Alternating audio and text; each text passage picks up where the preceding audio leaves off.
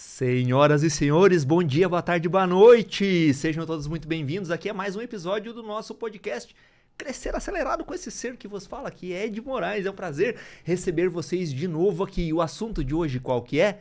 De vendedora de sorvetes a construtora de milhões. Uau! Você tem noção do que é isso? Hã? Antes de eu apresentar a nossa convidada, aproveita aí e se inscreve. Por favor, se inscreve aí no canal. Manda esse episódio para outras pessoas que queiram, que precisam assistir, conhecer essa mulher maravilhosa, que tem histórias espetaculares para contar pra gente. E aproveita e ativa o sininho aí para receber as notificações dos próximos episódios. Eu prometi para vocês que toda semana eu traria pessoas relevantes que nos ensinam, que nos dão aula, que nos indicam caminhos dentro do empreendedorismo. Hoje não é diferente. Eu tenho a honra de receber, senhoras e senhores, Ana Ferraz. Oi, Como vai, Ed? Ana? Tudo bem? Tudo e você? Que prazer te receber aqui. Eu que agradeço, fiquei muito feliz com o seu convite, viu? A honra é toda minha poder receber uma pessoa que tem uma história simplesmente maravilhosa que vocês vão conhecer ao longo desse episódio aqui. E para começar, queria que você contasse pra gente, vendedora de sorvete, começou vendendo, ela é dona de construtora, ela vai contar pra vocês aí como que alguém que começou vendendo sorvete chegou a dona de construtora que constrói aí apartamentos milionários aí aqui no litoral de Santa Catarina. Como é que começou a sua história como vendedora de sorvetes? Então, Ed, boa noite a todos, primeiramente, né? Bom dia, boa tarde, vamos ser atemporais aqui, Porque né? as pessoas assistem a qualquer hora do dia, da madrugada, né? Exatamente. Então, Ed, é o seguinte, eu iniciei minha carreira como vendedora aos meus 12 anos de idade. Por quê? Eu sou filha de vendedor e de uma mãe também que é extremamente comunicativa, né? E o meu pai, ele iniciou muito cedo também como vendedor por questões mesmo da vida, né? Na verdade, hoje todo mundo precisa ser vendedor. Aliás, você começou na melhor profissão que existe, né? Exatamente, Começou certo. a mais antiga, digamos assim, né? Exato. E o que acontece? O meu pai, ele sempre foi um empreendedor nato, porém um cara com muita dificuldade em gestão. E volta e meia ele aparecia em casa com algumas coisas diferentes para empreender. E aí, quando eu tinha ali meus 10, 11 anos mais ou menos, um belo dia ele chegou. Ele é aqui de Santa Catarina, era, né? Ele faleceu tem 13 anos mais ou menos. E ele chegou com uma super novidade. Ele havia comprado uma fábrica de sorvete. Uau! Todo o maquinário, simplesmente nunca tinha nem comido, talvez, um sorvete. Mas alguém falou para ele que aquilo dava dinheiro. Certo. E aí, ele tinha tinha um amigo, né, em Xanxerê, lá na cidade Você dele. é lá do Oeste? Ele sim, era? e eu do oeste do Paraná, Ah, olha só. Cascavel. Conheço bem Cascavel. Conhece? E eu sou do interior de Santa Catarina, do interiorzão também. Que cidade? Campos Novos. Campos Novos. Abdom Batista, na real. Ninguém sabe onde é, eu falo Campos Novos, que é lá perto. Que é menos, um pouco mais conhecida, digamos assim, isso aí, né? isso aí. E aí, o meu pai chegou com aquilo, lá em Cascavel, né? Ele veio de Xanxerê, chegou em Cascavel com aquela novidade, que ia receber um maquinário. E nós morávamos numa casa que tinha um porão. E aí, em uma das salas daquele porão, ele colocou azulejo em tudo. E ele acordava de madrugada, ele e a minha mãe.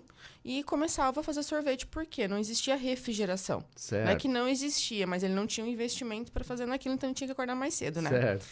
E o business dele, qual era? Era ele trabalhar, a gente vender em feiras itinerantes. Então, assim, tem uma feira que é muito conhecida lá no Paraná, lá em Cascavel, que é a Feira da Mulher, Show Rural, Sim. que é do agro, que é mundialmente Muito conhecido. forte. E naquela época ainda era um embriãozinho.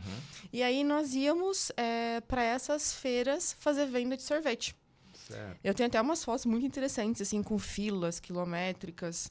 E eu adquiri até uma tendinite no punho direito de bolear sorvete mesmo. Olha só. De bolear sorvete. E aí, normalmente, passava os finais de semana, sexta, sábado e domingo, sempre nessas feiras, né? Vendendo sorvete. Então, por que eu gosto de contar isso para as pessoas? Porque foi através dessa experiência que eu aprendi a ter essa maior comunicação com os clientes, Legal. né? Com as pessoas. Tinha vergonha, né? Imagina, adolescente. 12 anos, Então, dos meus 12 até os 14, mais ou menos, a gente seguia esse ritual com meu pai aos finais de semana. Já houveram situações onde eu precisei vender na escola onde eu estudava e que eu era bolsista. Nossa, isso para um adolescente é terrível, né? Muito, Aham. muito. E muito louco, assim, porque na época, de certa forma, você é excluído, né, do grupo. Afinal de contas, eu não pertencia àquele grupo de poder aquisitivo melhor. Então, eu era bolsista e justamente naquela época, para os meus pais poderem honrar com a mensalidade da escola, eles entraram na feira de ciências da escola e eles me colocaram para vender. Então, assim, hoje eu pego essas experiências assim, quem tem medo do ridículo não experimenta o extraordinário. É verdade. Na época, óbvio, eu não sabia, né? Queria morrer, queria claro. matar meu pai e minha mãe, né?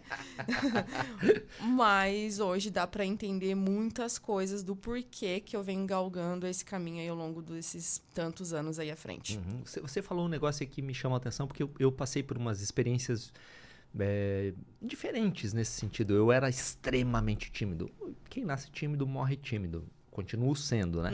Aprendi a lidar com isso. Mas eu, para perder a timidez, eu fui fazer curso de teatro. Que é o extremo de se colocar em situações vexatórias, digamos assim, com o intuito realmente de perder a timidez, né? E você foi vendendo sorvete dentro da escola. Eu tenho uma filha, né, 21 anos, a Júlia, e eu sempre falei para ela desde pequena que ela deveria aprender a vender. Porque não importa qual é a profissão que você vai ter, você vai ser vendedor. E ela está se formando agora em nutrição e sabe vender, trabalha com vendas. Então você começou na melhor profissão que existe, porque sem vendas não existe empresa, né? Exatamente. E aí, quando eu fiz 14 anos, eu entrei no ensino médio. E quando eu entrei no ensino médio, ainda na mesma escola, eu permaneci nessa escola, no Colégio Auxiliadora, lá em Cascavel. Certo. E eu permaneci lá e fiz um curso técnico junto. Naquela época você podia escolher. Acho que na época ainda existia magistério. Certo, científico, magistério, eu não sou tão assim. velha assim, mas tinha. Eu sou, não tem jeito. Eu sou velho e eu... Não, é nada, nós somos jovens. Total. E aí eu fiz o curso técnico de farmácia, tá? E eu tinha a opção de fazer estágio em hospital. Na farmácia do hospital. Certo. Então, por 2 anos, eu trabalhei dentro da farmácia do hospital. Então, o que eu fazia? Eu fazia atendimento para as técnicas de enfermagem. Elas vinham com a prescrição médica e entregavam, e a gente tinha que deixar toda a medicação pronta com 14 anos. Certo. A baita de uma responsabilidade que hoje eu fico pensando assim, nossa... Podia matar 3, 4 ali, né? Trocar uma medicação? Que loucura. Já presenciei algumas coisas, tá? Meu Deus do céu. Sim, não posso falar, porque senão eu posso ser morta. E aí, depois, com 16 anos, eu continuei. Daí, entrei pra faculdade com 17, educação física. Tipo, nada a ver, mas eu sempre gostei de esportes. E com 18 anos, eu vim passar férias aqui em Florianópolis. Aqui não, em Florianópolis, a gente tá em Balneário. Em Floripa, na casa de um tio. E então conheci o meu ex-marido, né? E aí a gente se apaixonou na época, um verão, assim. E aí eu comecei a infernizar minha mãe. Não, eu vou embora, eu vou embora, eu vou embora, eu vou embora. Porque ela tem condição de trabalho melhor e tal. Sempre nessa. Eu quero trabalhar, eu quero trabalhar, eu quero trabalhar. Sempre nisso, assim, nesse giro, né?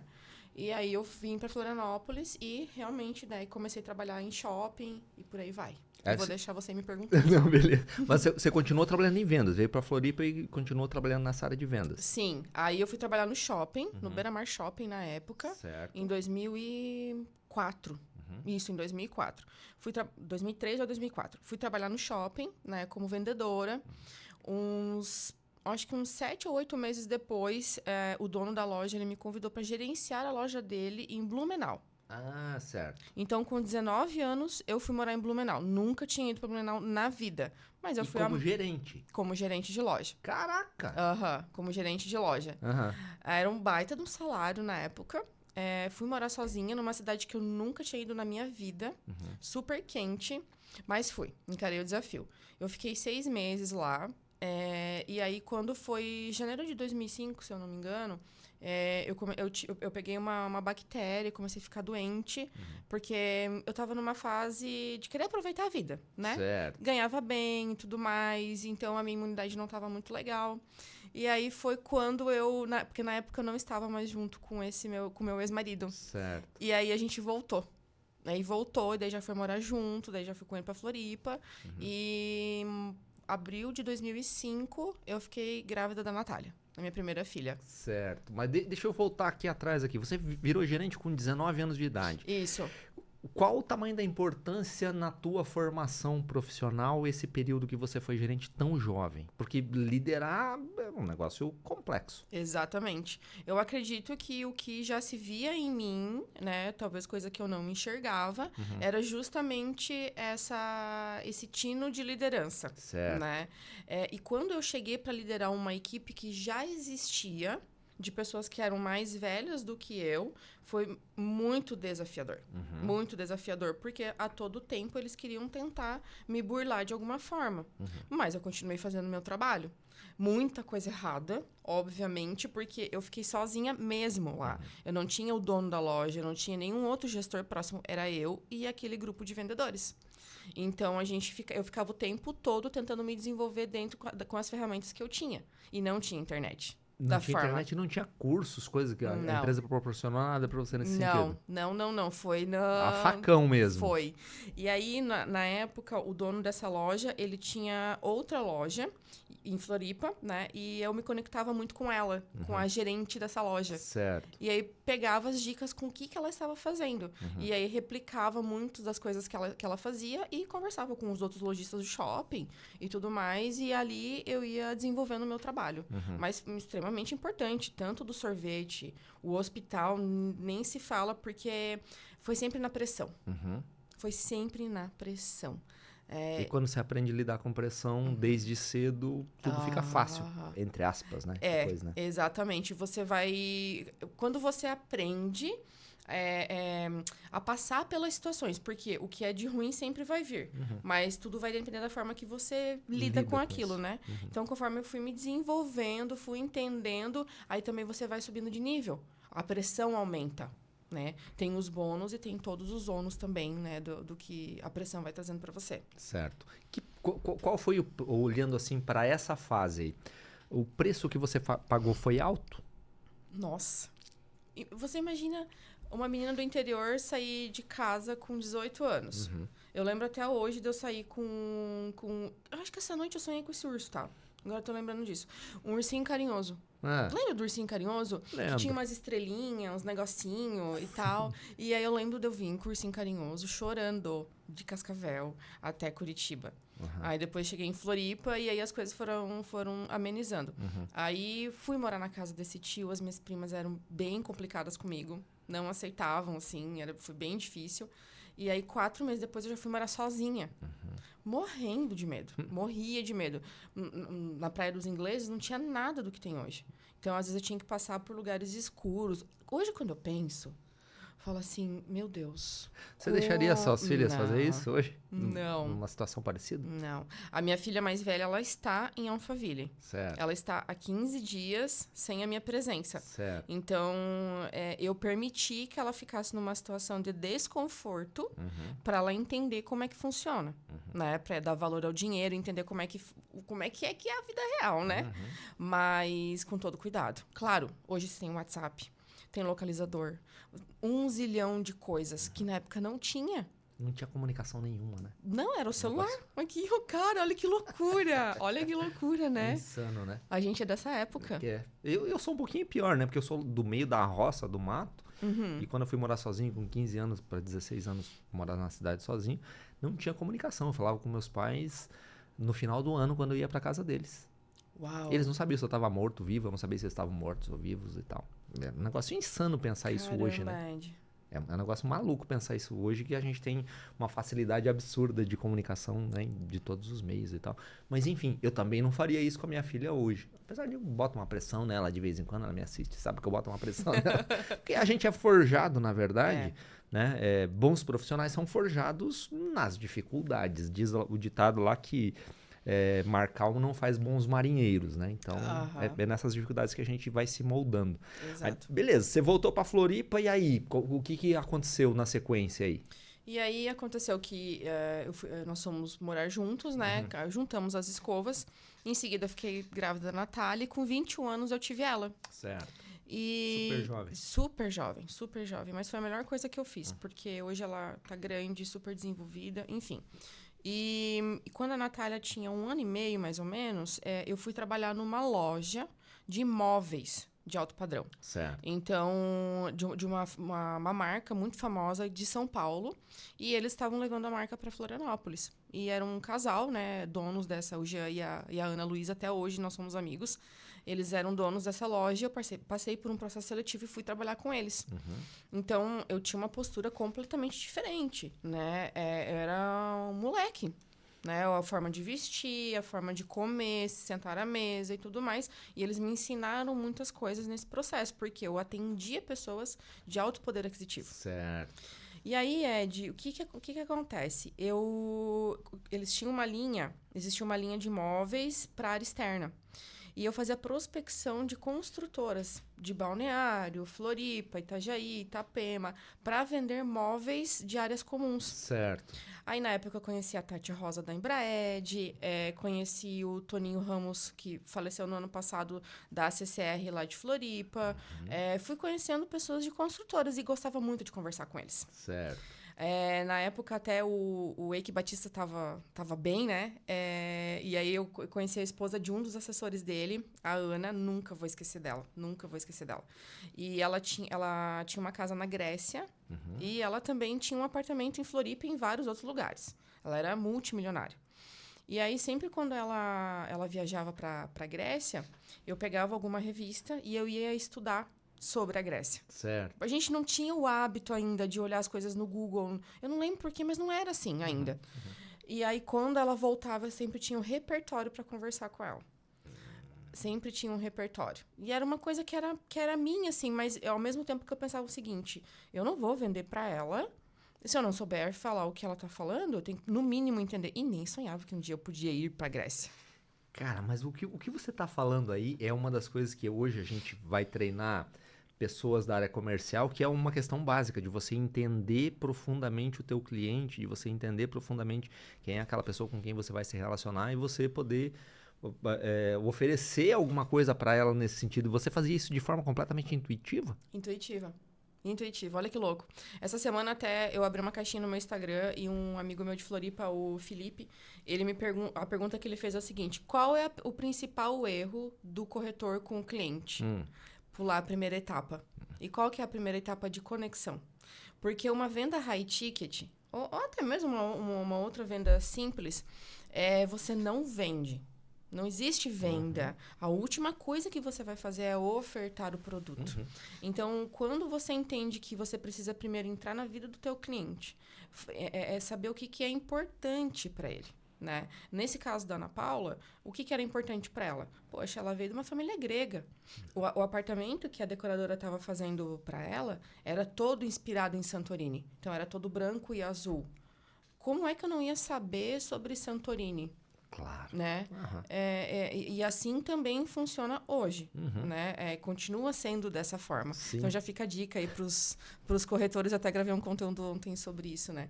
Quer fazer uma venda high ticket? Não pula a primeira etapa. Perfeito. Pulou a primeira etapa, você já quer ofertar, querido, esquece. Acabou. Já era.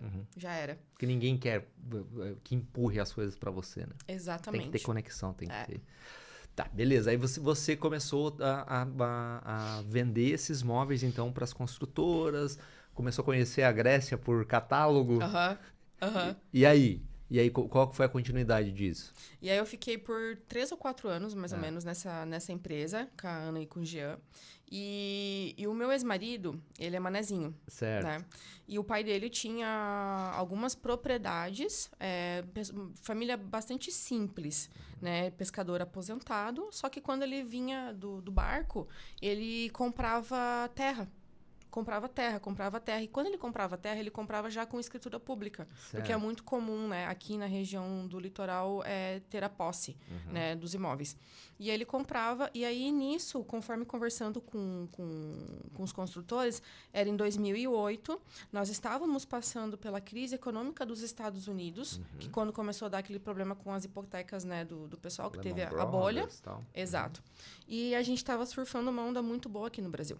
Aí eu comecei a falar pra ele, falei, viu, vamos pegar essas kitnets aqui, porque ele tinha feito 2 kitnets. Uma pra gente morar e a outra que a gente alugava. Antes mesmo de ir lá me buscar pra ir morar com ele, né? E falei, vamos reformar isso daqui, levantar mais 2 e vamos colocar para vender. E ele, não, bem bastante apegado e tal. E aí eu fui mostrando para ele o quanto aquilo era rentável, né? E aí teve um dezembro que na loja eu fiz uma grana muito legal na época. E aí deu pra gente finalizar aquilo que a gente queria. Certo. E um mês depois a gente já tinha vendido a primeira kitnet, eram 4. 4 apartamentinhos de 35 metros quadrados.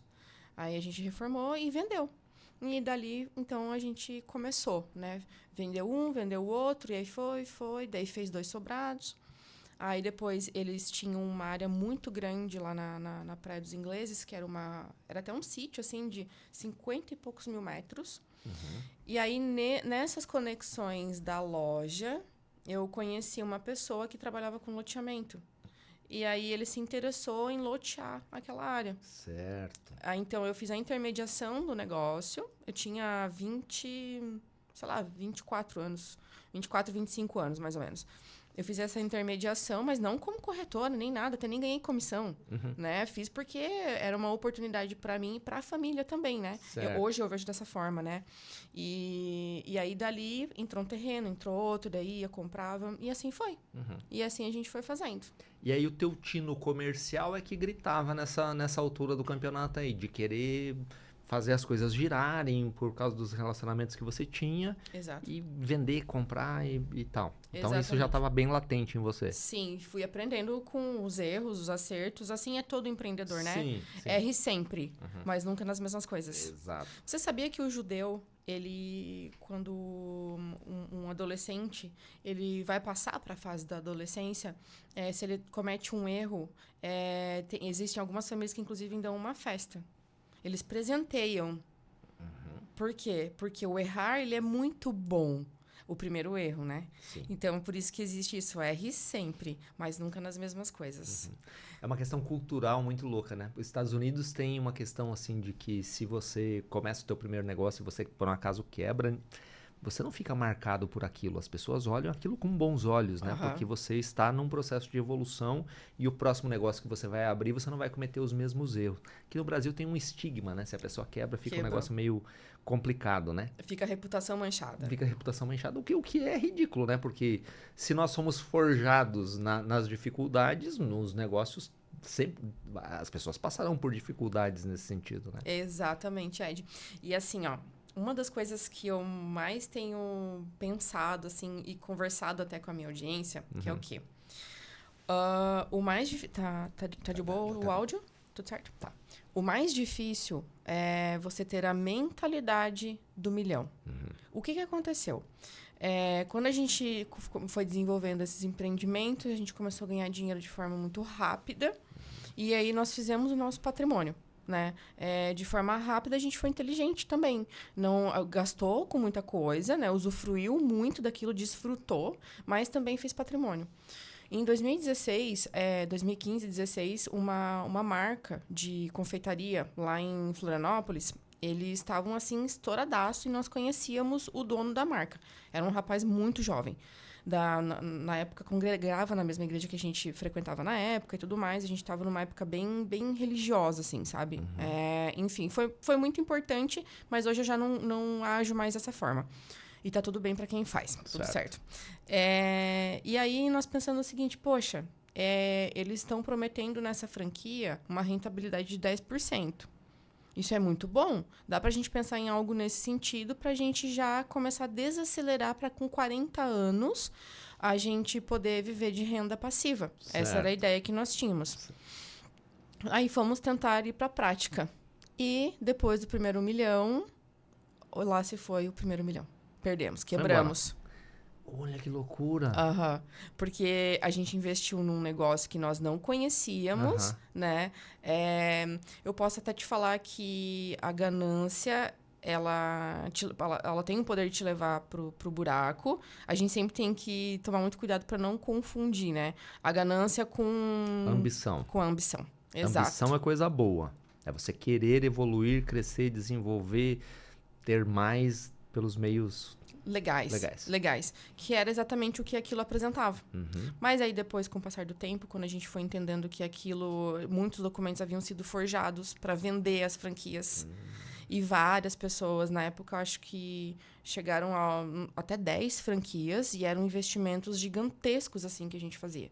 Então, tudo que a gente havia conquistado naqueles anos de construção, né? A gente foi vendendo os nossos imóveis, que a gente tinha de patrimônio real, e investido naquele negócio. E aquilo foi onde eu comecei a perceber o seguinte, porque eu entrei em picos de depressão muito fortes por ser uma mulher... Eu era uma mulher muito centralizadora. Eu tinha dificuldades em delegar. E controladora também. Tá? Eu acredito que quando você começa a ganhar o dinheiro, quando você fica com muito medo de perder, você vibra naquilo, né? Fica no controle e aí você perde. Mais ou menos isso. E aí, quando eu comecei a entender essas coisas, eu falei, opa, eu tenho que começar a buscar autodesenvolvimento. Tem que achar um curso, alguma coisa. Não era nada ligado em coisa de mentoria, tá? Só queria saber de curtir, viajar, fazer as coisas, dar o melhor para as minhas filhas, e carro bom e tal. E beleza, só que não estava me desenvolvendo. Então, eu precisei vir pro fundo do poço, quase que literal, né? Ficar mal mesmo, tá? Foi muito sério o que aconteceu comigo naquela época. Para então eu entender, opa, Ana, você vai ter que se desenvolver de outra forma. E aí eu conheci Dale Carnegie. Cara, olha só. A Ana tá aqui abrindo o coração dela, falando das suas fraquezas, das caídas e recaídas ao longo da vida, que provavelmente é o que você que está assistindo aí também está passando, né? Todos nós passamos por esses altos e baixos. E aí uma pessoa de extremo sucesso que é hoje, poder falar de maneira aberta isso aqui para a gente realmente é algo muito legal. Muito legal, porque isso conecta com todo mundo que está assistindo, porque todo mundo passa por esse tipo de dificuldade. Então, já que nós demos essa pausa aqui, aproveita e segue, se inscreve aí no canal e segue a Ana lá no Instagram, tá aí na descrição do vídeo aqui, o Instagram dela. Ela posta sempre coisas espetaculares relacionadas a desenvolvimento pessoal, a gestão de negócio, dos negócios dela. Tenho certeza que você vai gostar demais do que ela posta lá no Instagram. Então segue ela aí também e se inscreve aqui no nosso canal e manda para as pessoas que precisam ver isso daqui. Beleza, você caiu, perdeu dinheiro e tal. E aí, aonde que você encontrou, no Carnegie você encontrou forças para se reconstruir, para se desenvolver? Como é que foi isso daí? Foi o início do processo. Certo. Foi o início do processo, porque na época, a minha vontade com um rapaz lá que eu caí, né, no negócio, já teve vezes que eu ia em reuniões com ele que eu quase saía no tapa com ele, porque eu não conseguia entender como é que ele tinha feito aquilo. Mas aí, Ed, quando eu... nesse desenvolvimento, assim, que daí eu percebi que a culpa não era só dele. Quando a gente coloca a culpa do nosso fracasso na outra pessoa, você condiciona todo o teu sentimento na outra pessoa. Ou seja, você vira refém do sentimento. A partir do momento que você traz a autorresponsabilidade para si, você entende assim, não é culpa dele. A culpa foi minha de ter acreditado. A culpa foi minha de não ter estudado melhor sobre esse assunto, não ter investido meu dinheiro de forma mais assertiva. Eu depositei tudo numa cesta só e me ferrei por isso, então a culpa é minha. Aí eu trouxe para mim a situação e a partir disso as coisas foram começando a desenrolar. Mas esse processo da autorresponsabilidade, de você assumir a responsabilidade, é um processo doloroso, né? Muito. Como é que foi esse processo para você? Nossa. É muito louco, assim, porque às vezes eu não tenho como mensurar. Foi um processo de várias crises, tá? Várias crises.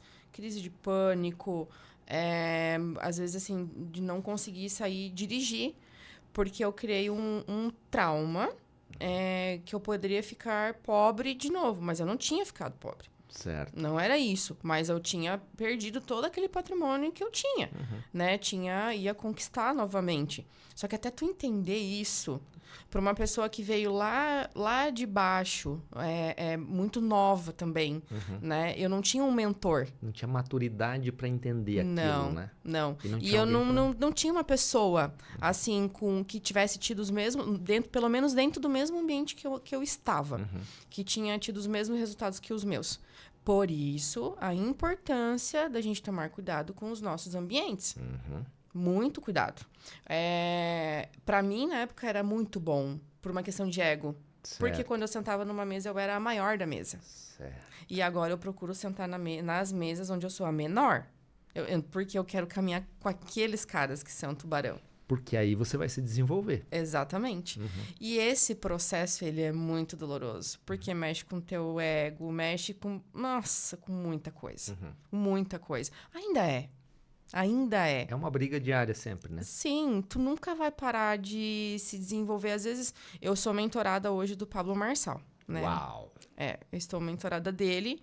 Ele é o cara que desse período agora, que eu mais me conectei. Por questão de propósito e valores. Apesar de muita gente não gostar da forma como ele age, mas ele é direto. Isso, para mim, é muito inteligente porque ele não perde tempo, né? E eu estando mentorada dele agora, tem muitas coisas que no início ali eu não concordava com a cultura com que ele aplicava. Certo. Mas sou eu que estou entrando. Né? Tipo, por mais que são 6 meses de mentoria, R$200 mil custou essa mentoria dele, né? Certo. Eu paguei, mas para ele não faz diferença nenhuma os R$200 mil.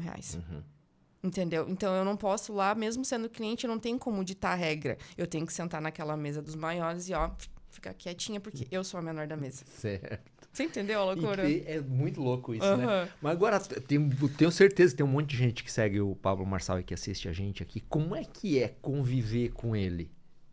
Ele é bem diferente do que ele tá mostrando ali. Não é o que ele mostra, ele é aquilo. Só que, ao mesmo tempo, que ele é um cara sensível. Entende? Mas ele é aquilo ali no sentido de ser rápido e assertivo. Quando a gente tem as aulas com ele, nós estávamos num grupo de 20... E agora entrou mais umas 20 pessoas. Certo. Porque tá todo mundo enlouquecido com o conselheiro, né? Então, quando a gente tem as aulas pelo Zoom, que é toda semana, se a gente vai fazer alguma pergunta, você precisa ser o mais direto possível. Ele não gosta que conte história, você já tem que ir direto pra pergunta. E aí, eu tenho aprendido muito sobre isso com ele, sabe? Claro que dentro do meu jeito, né? Da minha essência, de forma delicada e tudo mais. Mas eu tenho entendido que o tempo é muito precioso. O tempo, é sobre o tempo, entendeu? Ele vai despejar todo o conteúdo que você quiser. Que, no entanto, ele entrega muito mais no conteúdo gratuito do que no conteúdo pago. Certo. Né? Mas aí eu entendo muito sobre isso, sobre a questão do tempo. E fora que é o seguinte, né? Ele é um cara extremamente generoso. O que nós compramos ali, a mentoria, ela é o acesso. Certo. Ele não está vendendo conteúdo, ele vende o acesso. Então, quem souber aproveitar, que é o que eu estou tentando fazer, eu não tenho vergonha nenhuma. Mas não tem que ter mesmo. Eu vou onde ele joga golfe, eu vou onde um player tá. Não consigo o acesso? Não tem problema, eu vou chegar em alguém que tem o acesso. Perfeito. Entendeu? E aí tem muita gente que não gosta e tem gente que gosta e tá tudo bem. Tá tudo certo. As pessoas te amam, te odeiam pelo mesmo motivo. E aí você tem, além disso, eu percebo, imagino que faça parte do pacote lá, você tem palestrado junto com ele, né? Sim. E aí, como é que é essa experiência de palestrar nos eventos dele? É surreal. É insano aquilo, né? É insano. Porque é o seguinte, a Alphaville, ela é a maior concentração de CEOs na América Latina. A energia, a frequência daquele lugar é algo que eu nunca pude sentir em qualquer outro lugar. É realmente assim, os dias, um dia parece que é uma semana. De verdade, tá, Ed? É como se fosse uma outra dimensão real, assim, tá? Só quem tá ali inserido, principalmente no ecossistema, porque os mentorados, eles têm acesso. Nós temos uma sala lá dentro da empresa dele, né? Das empresas, são 30 e poucas, né? Certo. Do ecossistema, então a gente tem acesso a tudo, com o dedo, digital, tudo. E aí, assim, você ter a oportunidade de palestrar em Alphaville, na plataforma internacional, para 500, 600, 700 pessoas, fora as outras 5, 10 mil pessoas que estão te vendo no online, É uma coisa muito doida. Só que aí, o que eu tenho sempre pedido no meu íntimo, tá? A gente falou ali antes, você falou, né, sobre eu estar abrindo as minhas dores. Tem muitas pessoas que preferem não sangrar, né, no público. Só que quando eu entendi que é o seguinte, o nosso propósito de vida, ele tá muito ligado à nossa maior dor. Certo. Onde tá a tua maior dor? Ali tá o teu propósito. Isso tem muita intimidade. Então, quantas pessoas que podem ser ajudadas quando eu mostro a minha vulnerabilidade? Quando eu mostro a minha dor. Então, os meus momentos no palco com ele, ou até em outras palestras, eu tenho eu ia falar uma porrada, posso falar, Pode falar o que você quiser. uma porrada de palestra aí até o final do ano, que o pessoal tá começando a me convidar. Inclusive, eu quero que você me chame também, pra quando você tiver, por favor. Eu já tenho uma, vou te convidar depois. Aqui já tem uma pra te convidar. Fechou. Aí, esse daí foi um compromisso público, agora ele vai ter que me convidar. Dia 28 de outubro, já pode estar na agenda. 28. Putz, vou estar palestrando em Alphaville. Meu Deus do céu, perdi pra Alphaville, cara. Também vou ganhar de Alphaville como, né? Mas tá tudo certo. Vamos ver. E aí, eu entendi o seguinte, quando eu tenho essa oportunidade de estar no palco, ou estar aqui com você, ou qualquer outro podcast, é isso que eu quero mostrar. Você entendeu? Que por trás de uma pessoa que a gente considera ter sucesso, ela não teve só sucesso. Na verdade, é muito difícil você conseguir levar uma vida como essa. Né? Por quê? Porque você tem que aprender constantemente a conviver com a dor. Com a dor. É solitário, né? Esse aqui é um caminho que a gente trilha que ele é muito solitário. Você sabe disso. Porque as pessoas que te conhecem mais no teu íntimo, elas vão continuar te enxergando como menino, né? Como a Ana que saiu lá de Cascavel, mas que, eu não vou comprar um apartamento dela. Entendeu? Vai comprar do vizinho, mas não vai comprar de você. Exato. Porque te vê como menino. Então, as pessoas de fora te veem com os olhos que, de fato, que você é. Porque não te conhecem lá do passado. Cara, isso que você falou, pra mim, é uma das coisas mais difíceis. Foi das coisas mais difíceis. A solidão. Quando você chega em um determinado patamar, eu fui CEO de indústria e tal. É uma solidão avassaladora. E pra mim foi muito difícil lidar com isso. Entendeu? Passar por esse processo. Você continua nesse processo dessa solidão? Sim. Porque dentro desse mercado, para a mulher, é ainda mais difícil. Sim. Assim, se eu for parar para pensar dentro do ecossistema lá do Pablo, que aonde é tudo muito, como é que eu vou te falar? Muito regrado. Em que sentido, tá? Casados, família, que é tudo aquilo que eu mais amo. Mas há 1 ano eu não sou mais casada. Certo. Hoje eu sou uma mulher solteira. Então, assim, dentro ali do nosso grupo, são 20, até então, né, 24. 21 homens titulares e 3 mulheres titulares. Certo. Né? Todos os homens casados, né? E das 3 mulheres, nós 3 somos solteiras. Certo. Só que quando eu entrei, já tinham as primeiras 2. E as 2 já eram um par. E eu fiquei sozinha. E aí eu comecei a perceber que muitas vezes comportamentos que eu tenho, que é muito meu por conviver muito com homens. Então nem todo mundo vê com bons olhos. Certo. Sabe? Então eu tenho uma postura, eu acredito, não tenho problema com assédio. Isso eu não tenho problema, eu nunca tive ao longo da minha carreira. Certo. Tá? Só que tem mulheres que não gostam, né? E aí eu comecei a pensar o seguinte, eu não tô nem aí pra minha reputação, porque o que importa é o que Deus sabe a meu respeito, né? E quando eu entendi isso, falei, então se é pra eu ficar sozinha, tá tudo bem. Porque é esse o caminho que eu quero. Eu não vou ficar feia, porque as pessoas talvez querem, porque eu sou linda. Perfeito. Entendeu? Tipo assim, eu não vou me vestir diferente. Sim. Eu não vou deixar de treinar, postar as minhas fotos na academia. Não. Não, só porque algumas pessoas acham que isso não é adequado. Não, eu vou continuar sendo a mesma Ana. E é solitário. Entendeu? Vou continuar tendo sucesso, vou continuar ganhando dinheiro, vou trocar de carro. E por aí vai. E cara, quem não gostar, só lamento. Cada um tem a vida que merece. Mas com o passar do tempo, com o andar da carruagem, você vai doendo menos, não vai? Vai. Você se acostuma. Vai se acostumando, Sim. né? Vai criando casca. Vai. Né? Vai. A resiliência entra em jogo nesse caso, né? É que eu acho que aconteceu tudo muito ao mesmo tempo. Uhum. Então, eu separei, eu tinha mudado de cidade, a minha empresa migrou, eu estava lançando empreendimento. E aí, as minhas filhas, numa transição, porque eu já tô largando a maternidade em si da mais velha. Sim. Então, aconteceu tudo ao mesmo tempo. Aí, até eu tava falando pra vocês lá fora antes, né? Às vezes perguntam, cara, como é que você dá conta? Uma hora você tá aqui, uma hora você tá... Não é que eu dou conta. Eu faço aquilo que precisa ser feito e ponto final. Entendeu? Se esse é o meu chamado, né? Eu sinto uma inquietação dentro de mim, que esse é o meu chamado e eu tenho que cumprir para aquilo que eu fui chamada, eu tô cumprindo ordens. Então, eu só faço o que eu tenho que fazer. Perfeito. Não tem como não dar conta. Eu tenho que fazer e pronto. Tem que fazer e pronto. Uhum. Você fala uma frase aí que eu sempre falo, especialmente, eu dou consultoria lá para um monte de empresas e tal, e eu pego sempre os processos de liderança dentro das empresas, que normalmente são processos complicados para as pessoas liderarem outras pessoas e tal, e eu sempre falo essa frase para eles. Interessa o que esteja acontecendo, faça a porra do negócio que precisa ser feito e deu. Baixa a cabeça e faz, porra. Né? Só que é difícil as pessoas pegarem, elas pegam no tranco nesse sentido, na base da porrada, né? E é louco, Ed, porque precisa ser em todos os âmbitos da vida. Porque as coisas, elas caminham lado a lado. É mente, corpo e espírito. E é todo dia. Mas aí, eu tive uma virada de chave faz poucos dias. Eu fiquei 1 mês sem treinar. Super procrastinadora, né? Quem não é? Quem não é? E aí, eu fiz uma videochamada com uma amiga lá de Francisco Beltrão, a Hortência. A gente se conheceu lá em Alphaville também.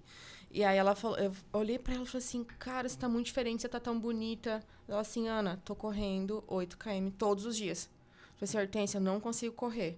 Ela assim, você só não consegue aquilo que você não faz. Ana, você tem que fazer só hoje. É sobre hoje.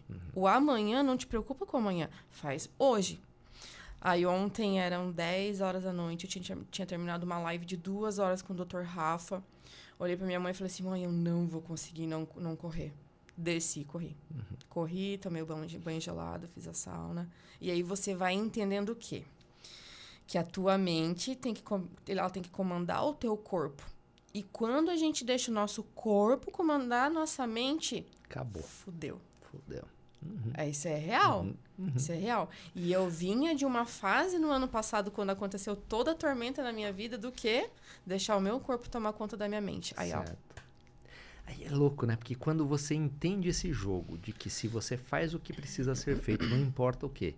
Né? Óbvio, dentro das regras, da moralidade, blá, blá, blá, das leis e tal, mas você faz aquilo que precisa ser feito no seu trabalho, no seu dia a dia, no seu relacionamento, no seu relacionamento com seus filhos e tal, o resultado positivo é inevitável. É uma consequência. É uma consequência inevitável. Mas aí o que eu percebo é que as pessoas não querem pagar esse preço. Porque tem que fazer todos os dias, todos os dias, todos os dias, durante um longo período. E as pessoas não querem fazer isso. E é muito difícil. É punk pra caramba quando a gente deixa o nosso corpo comandar. Porque o nosso cérebro é o seguinte, ele é extremamente traiçoeiro. Preguiçoso, ele quer guardar energia. Sim. Ponto, ele quer guardar energia. Então ele vai ficar falando pra você, não vai. Não vai porque ele é programado pra isso. E aí, essa história do banho gelado, eu não acreditava, tá? Aí, quando você começa a ter essa noção que você consegue ter o comando no teu corpo, cara, você real vira uma chave. Sim. Entendeu? E aí, você consegue ir avançando nas coisas. Você entende? Que você começa num processo do quê? No meu trabalho, eu estava fazendo de uma forma, eu ganhei dinheiro, só que eu não tinha ainda a mentalidade do milhão. Então, eu não estava preparada para ganhar. Mas eu fiz, né? Sim. Eu não estava preparada para fazer pela minha mente. Mas hoje eu estou adquirindo a mentalidade do milhão. Então, o milhão, ele vai ser uma consequência sem grandes esforços. Sabe? Então, quando me perguntam como eu faço para ganhar R$1 milhão, primeiro tem a mentalidade do milhão. Perfeito. Senão você vai ser igual ganhador da Mega Sena, jogador de futebol... E por aí afora. Igual a Ana, que quebrou lá Perfeito. Aí, agora a gente tá se encaminhando lá pro final. Eu queria só Já. retomar. Já voa, né? Putz, cara, nem falei nada. Já pode marcar o próximo. Olha aí. Já vamos marcar compromisso público aqui. Bora. Beleza, aí você, só retomando a tua história lá, depois que você tomou esse golpe aí, se autogolpeou, como você falou, você reconstruiu e hoje você tem uma construtora sólida aqui na região, né? Sim.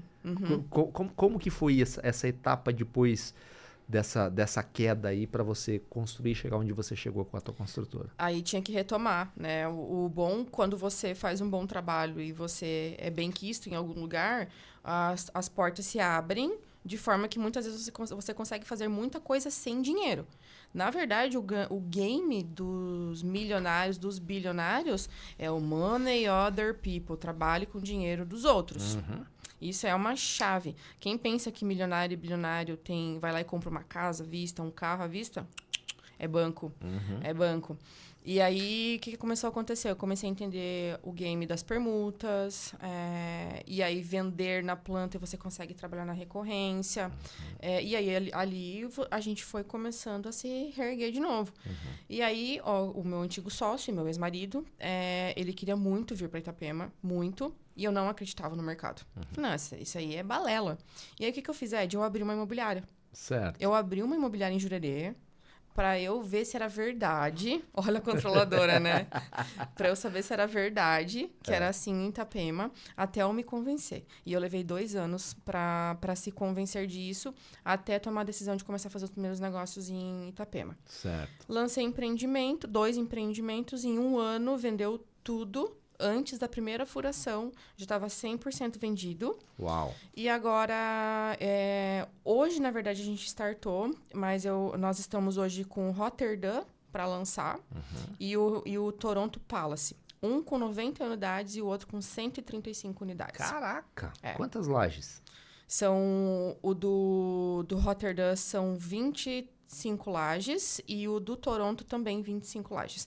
Um em Itapema e o outro em Balneário Perequê. Certo. Então, hoje a gente está com um VGV do Toronto 140 milhões e o do Rotterdam 60 e poucos milhões. Eu não me lembro agora bem certo os números. Então, foram tantas planilhas que eu vi nos últimos dias que...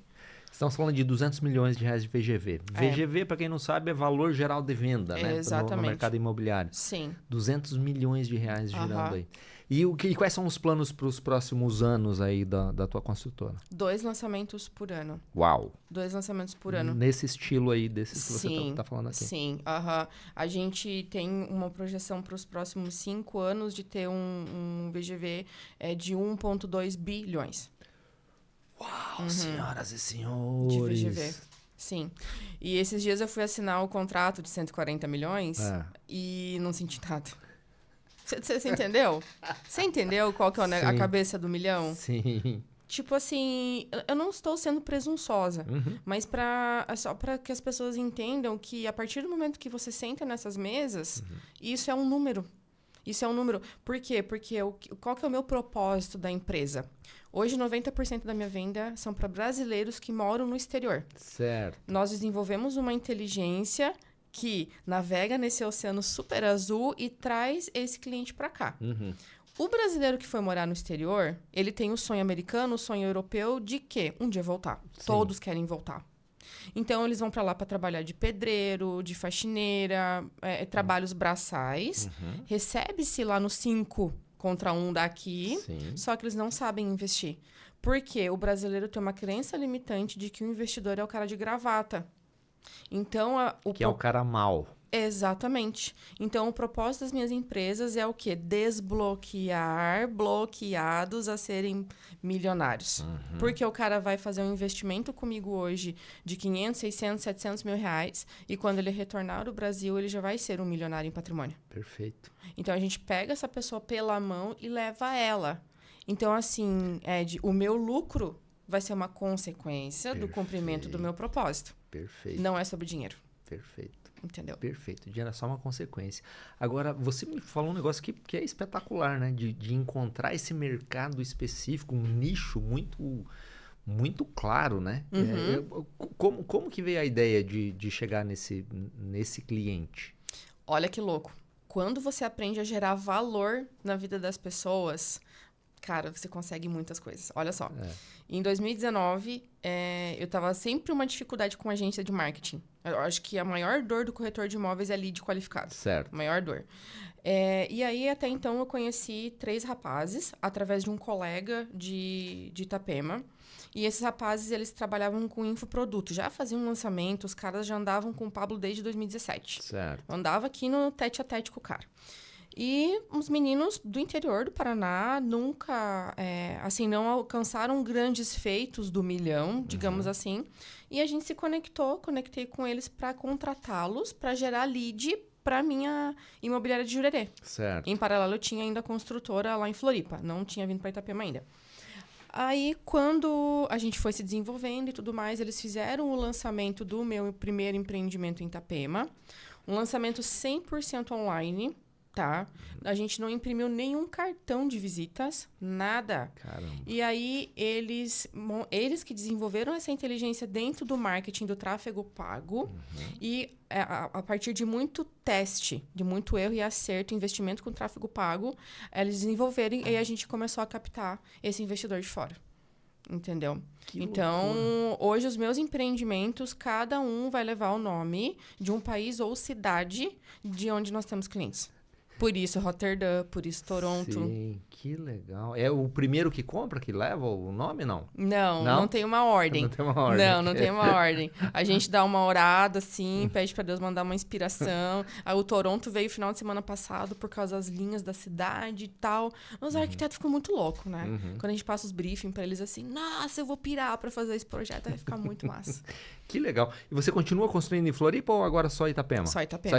Itapema e Porto Belo. Porto Belo, perfeito. Belo. Melhor lugar do sul do mundo, não é? Nossa, demais. Maravilhoso, né? Top Maravilhoso. demais, top demais. Muito bem, pra gente finalizar aqui, Ana, você também agora está mentorando as pessoas. Você é mentorada pelo Pablo Marçal e você também está mentorando construtores, corretores de imóveis. Principalmente corretores de imóveis. Certo. Principalmente corretores de imóveis. E grandes empresários aí, ou pequenos empresários também, que quiserem consultoria e mentoria individualizada, né? Eu não posso cair na obesidade intelectual, né? Certo.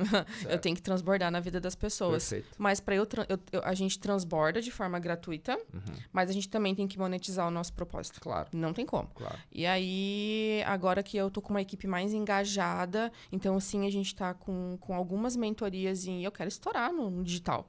Porque daqui a pouco, o que eu quero? Liberdade geográfica. Você entendeu? Meu sonho também. Poxa vida, eu poder passar 6 meses em Toronto com as minhas filhas. É o sonho delas também. Vamos ficar 6 meses lá, vamos ficar 6 meses em Dubai. E aí o dinheiro entrando na QFI, nos negócios lá e tal. Eu tenho um grupo de mentoria também de gestão. E eu fiz uma experiência 2 semanas atrás que eu estava em Campos do Jordão, numa imersão lá. E eu dei mentoria para 20 pessoas lá de Campos do Jordão. Uau. Falei, cara, essa tal da liberdade geográfica é simplesmente maravilhosa, né? E eu tô provando muito isso em São Paulo, né? Porque eu fico 15 dias lá, 15 dias aqui, por conta da mentoria. E aí o fato de estar lá, aí entra o negócio do controle, né? Que eu tive que largar o controle. Certo. E não terminei de contar dos meninos. Os meus meninos são meus sócios hoje. Olha só. Sim. Eles que tocam o negócio do dia a dia quando você não tá aqui? Eu cheguei pra eles há 3 meses, mais ou menos. Eles já eram meus sócios na imobiliária, que eu tenho imobiliária também. Né? Eu tenho uma house dentro da... Mas eu não trabalho o meu produto, trabalho o produto dos outros. Certo. Tá? E cheguei neles e falei assim, o negócio é o seguinte. Assim, e eu quero que vocês sejam meus sócios. Custa tanto. Não, mas a gente não tem como. Não, mas vocês vão me pagar assim. E viraram sócio. E aí eles tocam o dia a dia do negócio hoje quando você não está por aqui. Sim, exatamente. Eu tenho um CEO. Certo. Eu não sou gestora. Eu não sei fazer gestão. Você é vendedora. Eu sou vendedora e eu tenho a visão estratégica do negócio. Certo. Hoje a minha função é CVO. Certo. É CVO. Eu sou o CVO da empresa. Que legal, que legal. Tem muita gente, a grande parte dos empresários, dos pequenos, tem uma dificuldade muito grande de sair da operação, de sair do dia a dia do negócio. E o Everton, que gravou comigo aqui na semana passada, falou que foi o maior erro que ele cometeu foi estar por tanto tempo dentro da operação, né? E agora, como é que é você não ter mais o controle? Ter um CEO que diz para onde vai o teu negócio nesse sentido? Coitado. Ele acha que manda. Não, ele manda real. Ele manda Esse real. é o problema. Bom. Coitado no sentido que ele tem que aguentar os meus surtos, né? Entendi. Ontem mesmo, coitado, quando ele falou pra mim porque eu recebo um salário, eu tenho Certo. um Prolabore. E é o meu Prolabore. E deu. E eu não vou mexer no dinheiro da empresa, é uma coisa, e todas as empresas separadas. Certo. Aí agora tem a holding, os CPFs, e já estamos com 3 empresas da holding. Certo. E nós vamos fazer um ecossistema bem bonitinho, né? Eu falei, não, cara, você não vai me pagar esse mês. Você tá louco. Não, eu preciso de mais, e eu preciso de tanto esse mês por causa disso. Não, Ana, você não vai receber isso. Esse CEO é dos meus. Cara do céu. E aí é um processo todo dia. É outra dor. Sim. Tu entendeu? Sim. Conforme maior você vai alcançando o sucesso, o que as pessoas acreditam ser sucesso, que é ganhar dinheiro, Certo. as dores também vão aumentando. Vão aumentando. Vão demais, aumentando. né? Então, se você não tá preparado para passar nem da pequena dor, que é o quê? Deixar de comer um prato de batata frita, porque o teu corpo tá comandando, você não vai conseguir. Com certeza. É isso. Esse é o negócio. É sobre isso. Aí agora, pra gente fechar, você falou um negócio aqui, você falou assim, que as pessoas pensam que sucesso é dinheiro. O que é sucesso? Cara, sucesso é muito mais. Tipo, poder ter aqui é sucesso. Não, você conhecer pessoas novas é sucesso. Porque prosperidade é crescer, né? E você cresce em todas as áreas da tua vida. Você vê teus filhos crescendo com saúde, se desenvolvendo bem. Cara, isso é sucesso, entendeu? Esse que é o negócio. Porque quando a gente corre atrás do dinheiro, você entendeu? Sem ter um propósito clarificado na mente, não faz sentido. Eu estou falando isso como pessoa que passou por picos de depressão. Sim. Que o quê? Quando você começa a olhar assim, não, mas por que eu tô correndo só atrás? Então, a vida não faz sentido nenhum. E quando tem o propósito, quando você tem teu propósito clarificado, é sucesso. Perfeito. E aí, com essa definição de sucesso, senhoras e senhores, alguém que começou vendendo sorvetes no interior do Paraná e que está aí com uma projeção de VGV nos próximos anos de 1 ponto alguma coisa de bilhão, né? Foi sensacional essa conversa. Muito obrigado pela sua presença. Eu que agradeço. Foi um prazer te receber aqui. Espero que a gente possa conversar muito mais vezes aqui, porque eu tenho certeza que as pessoas vão pedir mais disso daqui. Obrigado, tá, Ana? Eu que agradeço, pessoal. Obrigada pela audiência. Até a próxima. Até a próxima. Senhoras e senhores, de novo, por favorzinho, entra lá, se inscreve no canal, manda esse episódio para as outras pessoas que querem, que possam conhecer a Ana, segue ela lá no Instagram, ativa as notificações aqui do canal e semana que vem a gente se encontra de novo, tá bom? Bom dia, boa tarde, boa noite.